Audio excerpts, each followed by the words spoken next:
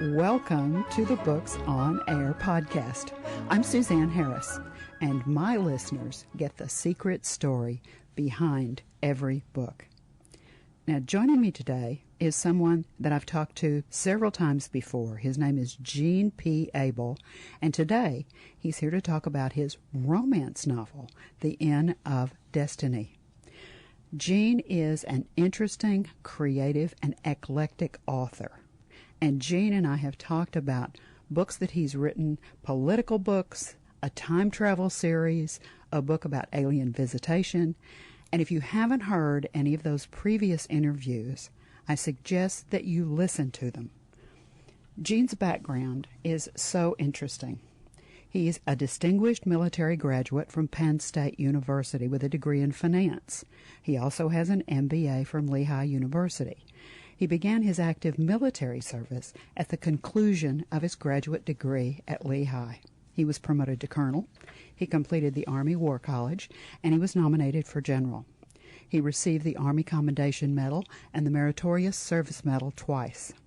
He's also worked as a nuclear weapons officer in the artillery branch of the Army.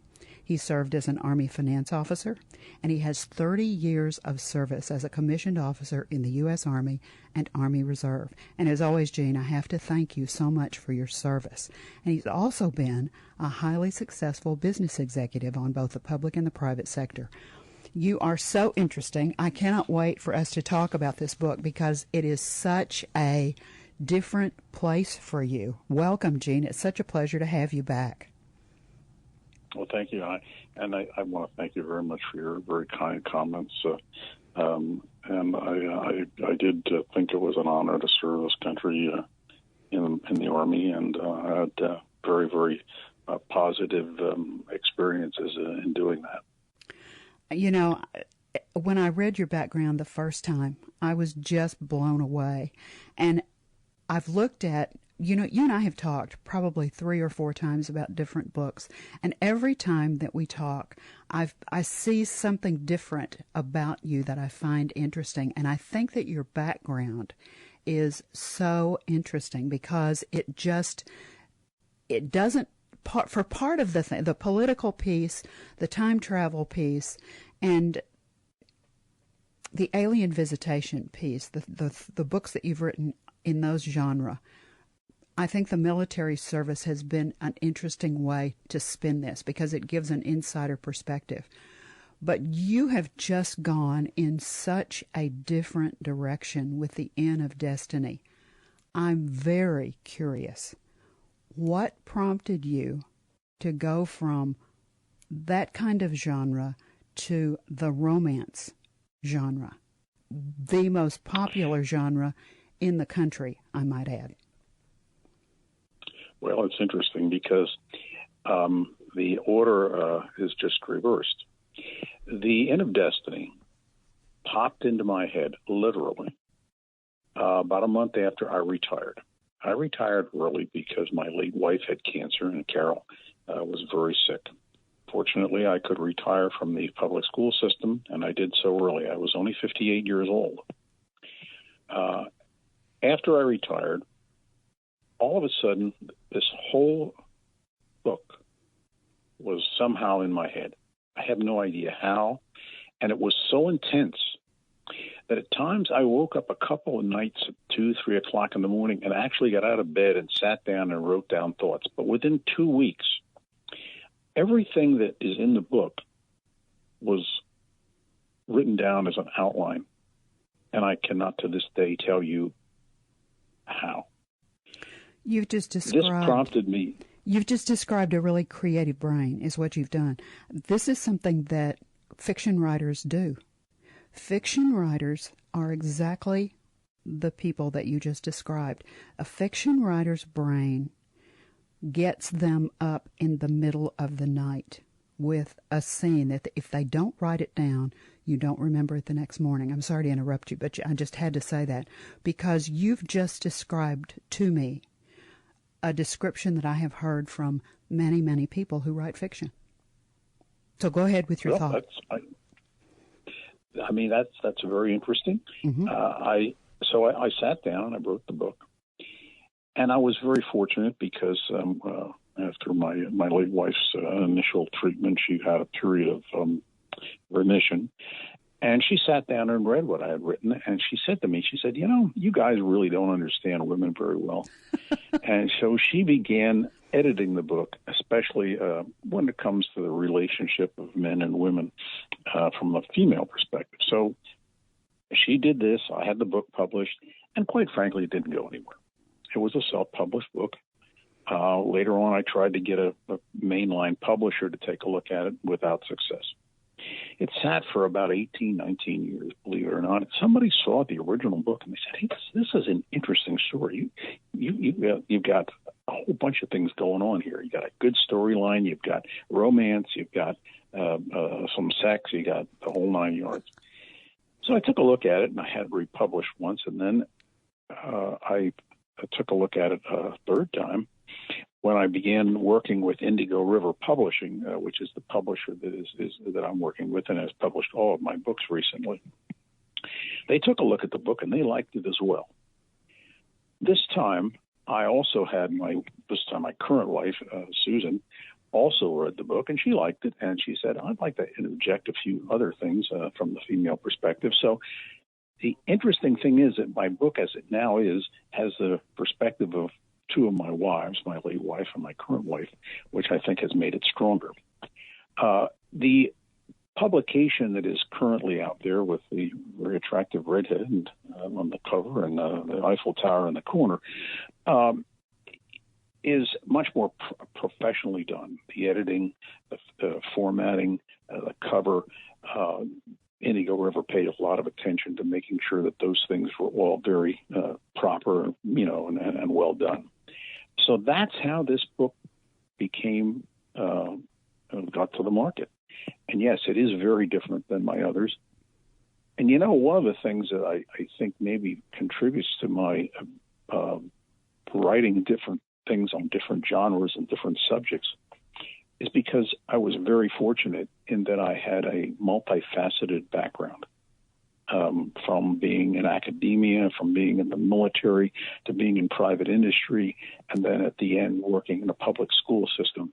So I think that contributed possibly to my writing all of these different genres and different things the way I have. Can you hear me shaking my head? I'm agreeing with you completely because I was going to say, I hope it's up and down and not side to side. No, it was up and down. Yeah, it was up and down. I couldn't agree with you more. And it's really interesting because when I looked at this book, and because you and I have talked previously about the other books, I didn't realize that this was the first book. And that's even more interesting. And I've got to ask this question out of my own curiosity, if for no other reason. What's your process like when you wrote this book? When you was it one of those where, are you an outliner or are you a pantser? Do you sit down and did you outline how the action was going to take place and know what came next and all you had to do was write the dialogue and fill in the blanks? Or did you sit down at the computer or with a pad and the movie started in your head and you recorded what you saw? Usually people fall into one or two.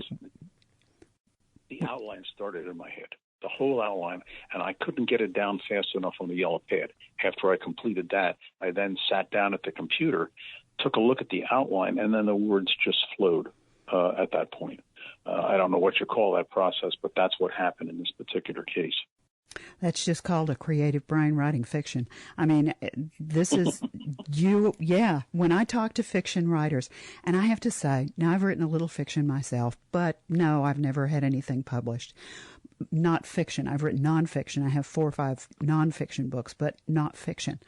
But I've experienced exactly what you're talking about. And when we talk about that as having that visual impact that you cannot describe this well enough so that someone who doesn't understand that creative process can understand it, because it sounds a little crazy to somebody that's listening to it, because the characters are not any actor that you ever saw. They have their own face. They have their own personality. Actors, the characters in the book won't do certain things because it's out of that character's genre to do, and so they won't do it. It's very interesting. It's a very interesting process, and it's fascinating for me to hear you say this, because you've not said this kind of thing to me about any of the other books. And so this gives me a whole different insight and a whole different way to view you, Jean. Your writing is different than I thought it was, and I think that's very exciting. Do you think you'll write another fiction book? Oh, it's possible. Right now, I'm knee deep in trying to deal with the ones that I've already written.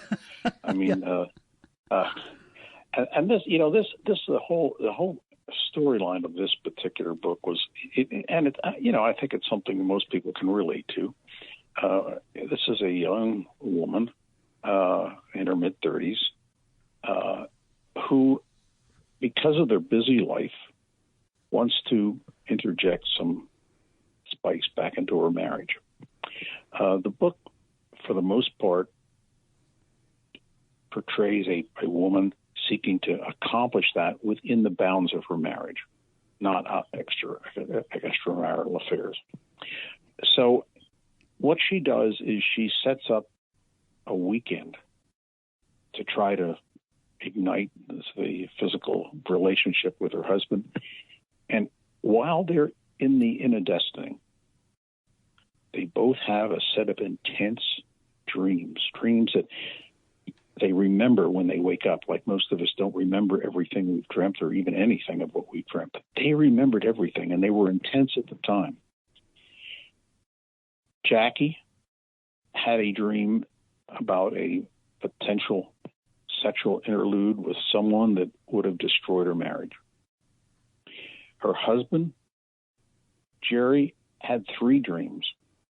2 of them related to financial transactions that he was involved with, and the third, a catastrophic event that I won't go into in detail. I'll let that for the reader, that would change everything. When they get back home and they go back to their 9-to-5 reality, unbeknownst to them, the dream of Jackie begins to unfold. As it does, she remembers and she pulls back from the precipice of the disaster that her dream unfolded and described. She says nothing to her husband. Her husband's dreams begin to unfold. He has had said nothing to her about his dreams. At some point, they talk to each other about what they have experienced, and that sets off a series of events that I think are somewhat interesting, at least to me. The only time in the book that Jackie and her girlfriend Mary stray from this monogamy of having their physical life within their bounds of their marriages. I do have one incident near the end of the book where there's a New Year's Eve party, and at the end of the New Year's Eve party, they sort of bring in the new year by swapping husbands. But other than that, the book is within the bounds of the marriage. And what I've done is, although I've been very suggestive in the book, and it's some of the eroticy in the book, I don't go specifically into the details. I let that for the reader's imagination.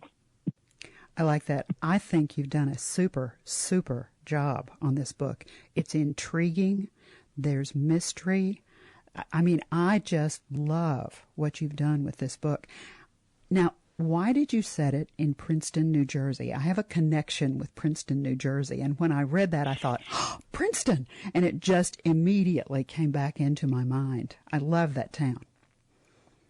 Well, again, I don't know, because the whole idea just popped in my head, and Princeton was there. I don't know whether it's because Jerry went to New York and was a financial, a guru in New York, and there's the commuting a possibility. I really can't explain it. It was just part of what popped into my head. I love it.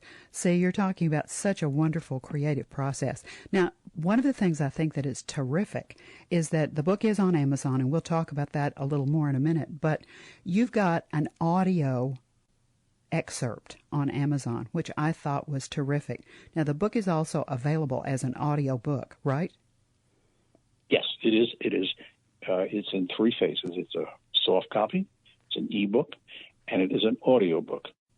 And the audiobook, I think, it gives another dimension to it. I mean, I'm the writer of the book, obviously. I've read it God knows how many times.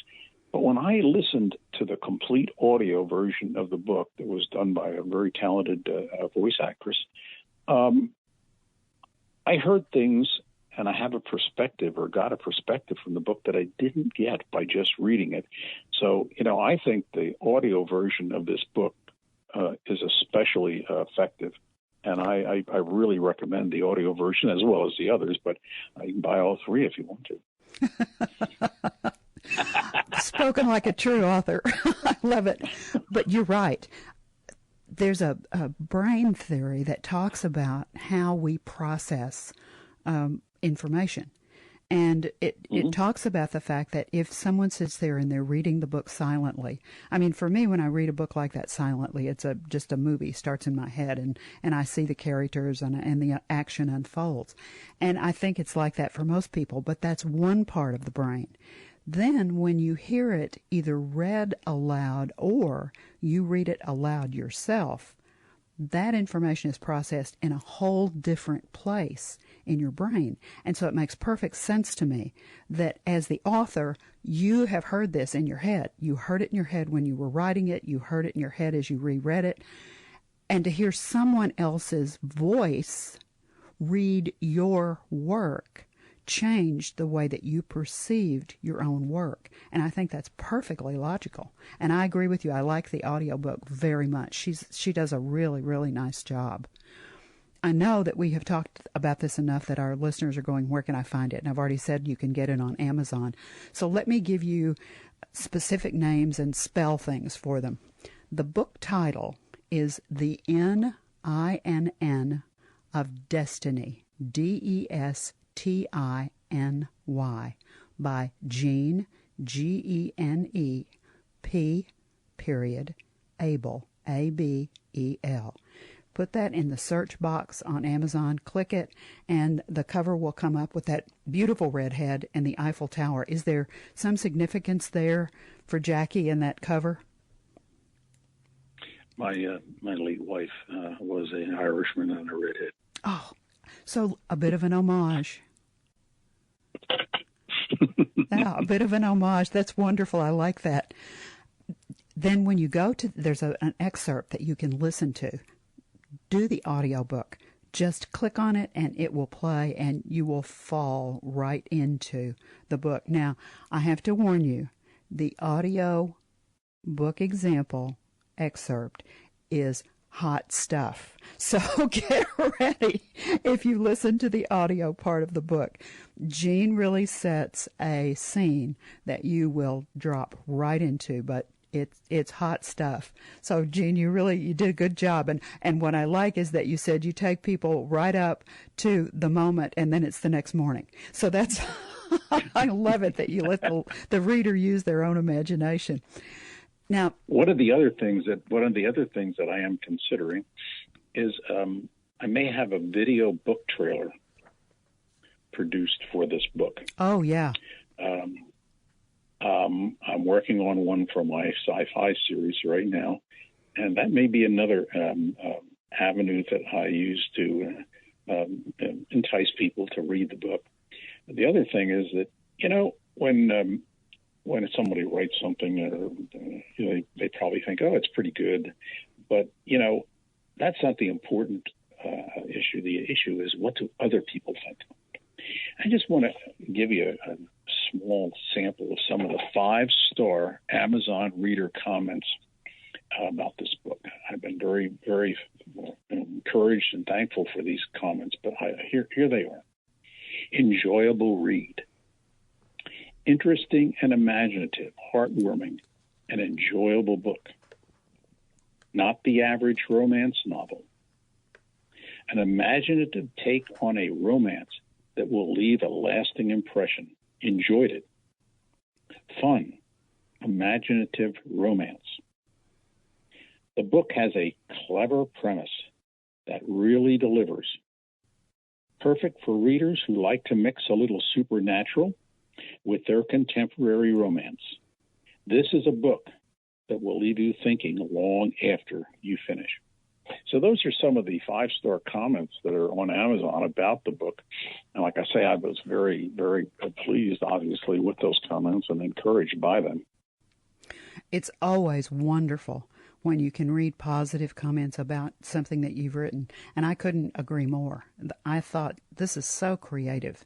And it fits the romance genre, but whoever said with a twist, a supernatural twist, is exactly right. And so it's a classic romance, but it's got that twist in there that makes it more interesting and more intriguing to read, because you start to think, okay, what's going to happen next? Just like you would with a mystery. And so good job. I think you really did an excellent job on this, especially the structure and the way you put it together. Sure. Now, you've got a website. Let's give our listeners your website so they can find you. My website is Gene P.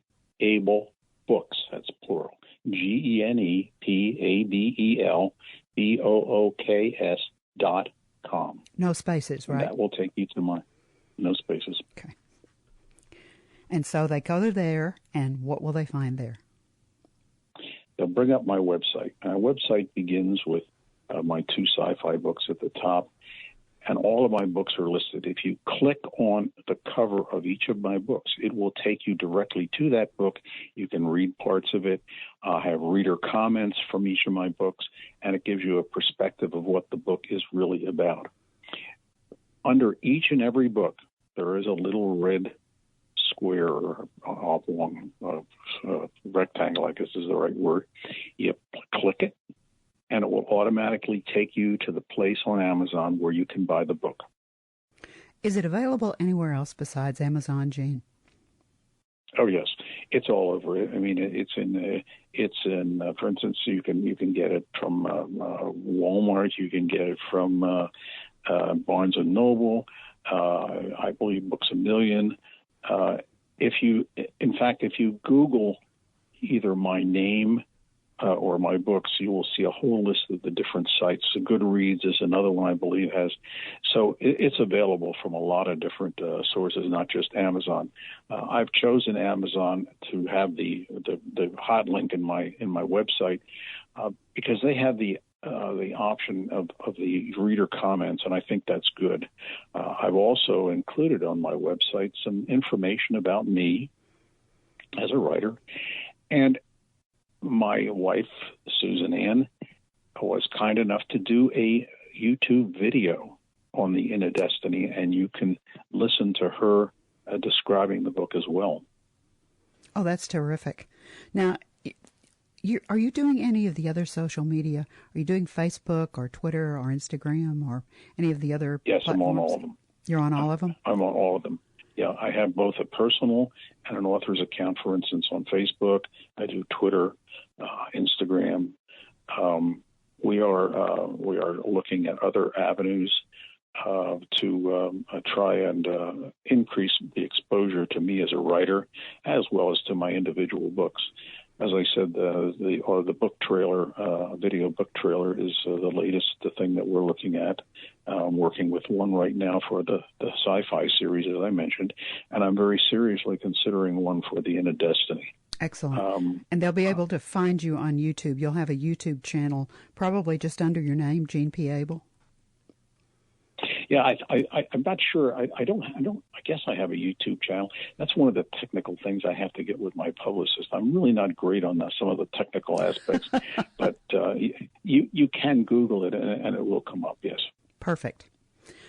Now, you know what my last question is going to be. This is a really wonderful, hot, romantic book. Do you just want the reader to be entertained, and there's nothing wrong with that? Do you want them to just, when they close that back cover for the last time, to just sit there and smile and say, wow, this was a terrific read? Is there anything else you want them to take away, or do you just want them to feel good about what they've just read? Well, for a lot of people, for some people, they may think about their own life. And I'm hoping that whatever I've put in there will help. One of the great things that I had done earlier on is I had the book reviewed by a gentleman by the name of Rhett Morgan. He works with Kirkus. And after he got done interviewing me and talking about the book, his conclusion, and this is what I would leave my one of the listeners with, is buy the book. That was his recommendation. You couldn't do better than that, I'd say, Gene. You know, as always, it is just a pleasure to talk with you. You're so interesting. You're so eclectic. You've done so many things, and your writing is so good. Thank you so much for being my guest on Books on Air. Thank you very much for their kind comments. My pleasure. I appreciate it. My pleasure. Now, remember, you can find the romance novel The Inn of Destiny by Gene, Genep, Abel, Abel, on Amazon. And look at all of the other books that Gene has written. And remember, he and I have talked about all of those. And if you want to go back and find those interviews, please do. You've been listening to the Books on Air podcast, brought to you on webtalkradio.net. You can also hear this podcast on Spotify, iHeartRadio, Stitcher, and Apple Podcasts. I'm Suzanne Harris, and I hope you'll join me for the next Books on Air podcast, because remember, you never know who's going to be here, and you never know what we're going to talk about. Thank you so much for listening.